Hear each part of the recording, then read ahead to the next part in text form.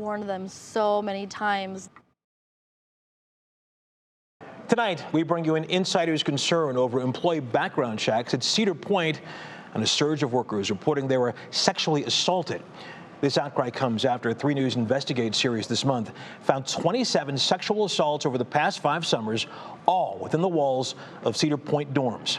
Investigator Marissa Sines is back now with new allegations and ignored warnings. Hi, Marissa. Good evening, Russ. We spoke with 2 former human resource workers who described the park's frantic hiring binge last summer and the risks that were seemingly ignored to keep the park open.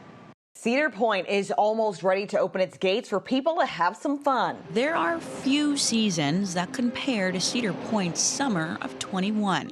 Closed rides, long lines, blacked out dates, a roller coaster of frustration. Hire, 25 people a day, every single person. We need to reach a goal of 100 people a week. With the pandemic still raging, the popular amusement park was desperate.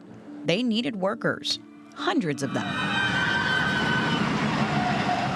And they needed them fast. So then that's when the pressure started to really get on us, and they were starting to really breathe on our necks about how many hires we should have. Seeds of frustration bloomed into a new strategy as Cedar Point upped the ante, doubling worker pay to $20 an hour. Yeah, they were desperate for people. And that desperation created a tsunami of applicants. Cedar Point wanted me to come work for them. Before I had even graduated, I was just like, slow down. I was like, I have to go to my graduation first, you know, especially if I'm going to be living in your dorms. 18-year-old Raven Jones was one of those workers reeled in last summer.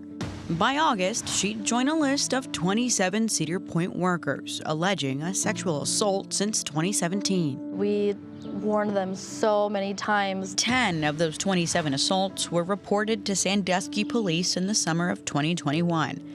To these 2 former Cedar Point recruiters who've asked to remain anonymous, it was inevitable. We would tell the head manager about these red flags. Overwhelmed by applicants and quotas imposed by their managers, they say background checks took a back seat.